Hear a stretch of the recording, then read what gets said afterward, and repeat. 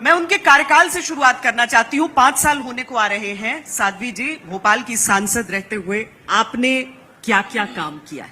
जय श्री राम। वंदे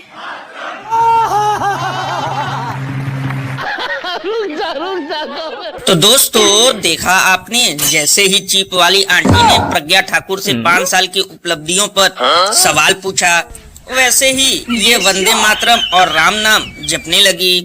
दोस्तों, इसीलिए तो महान कवि बाबा लपेटूनाथ ने कहा है कि जब भाजपाई नहीं गिनवा पाते कोई काम तो कहकर निकल लेते हैं जय श्री राम। ये बड़ी अच्छी बात कही आपने, क्योंकि मुद्दा भटकाने में इन लोगों का कोई तोड़ नहीं। सवाल इनसे पूछो अंगूर पे तो जवाब जलेबी पर देंगे। दोस्तों, इसीलिए तो इस पर महान कवि झंडू प्रसाद ने कहा है कि अगर ये लोग जुबान के पक्के होते तो देश की दशा और दिशा दोनों बदल गई होती और हम लोग पहन कर नहीं घूमते अच्छे दिन की टोपी। यही नहीं, अभी और सुन।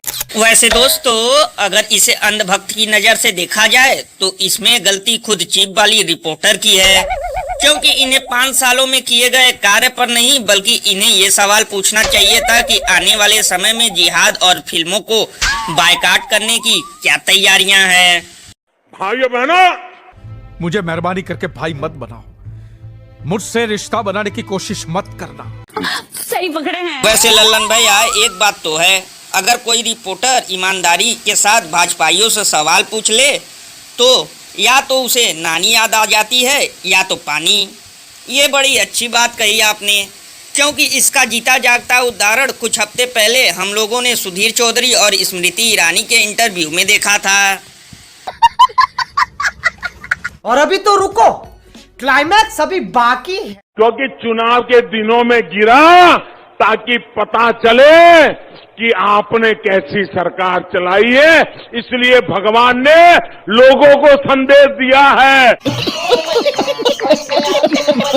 नाम क्या है तेरा?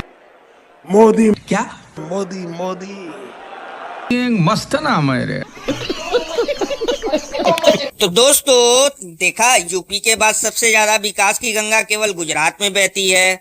वैसे दोस्तों, इसीलिए तो इस पर महान कवि जमील चाचा ने कहा है कि हमारे देश में इतना तो लोग नहीं पूछते सड़कों का पता जितनी यहाँ हर साल हो जाती है लापता। वैसे दोस्तों, मुझे लगता है इसमें भी भ्रष्टाचार के अचार की मिलावट है, लेकिन लल्लन भैया, ये भी हो सकता है उड़ने वाली बसों का ट्रायल इसी प्रकार के किसी पुल पर हो।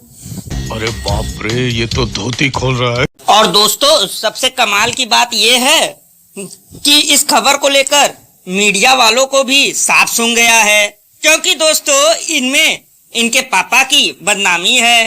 लेकिन यही घटना किसी भी विपक्ष पार्टी के राज्य में होता तो अब तक स्टेडियो में बैठ गए होते रेल की पटरी की तरह पकड़ कर लोटा। ऐसा करें, ये जो कैमरामैन है ना, उनको आगे आ जाने दीजिए। कैमरामैन को आगे आ जाने दीजिए, क्रॉस करा दीजिए। एसपी जी।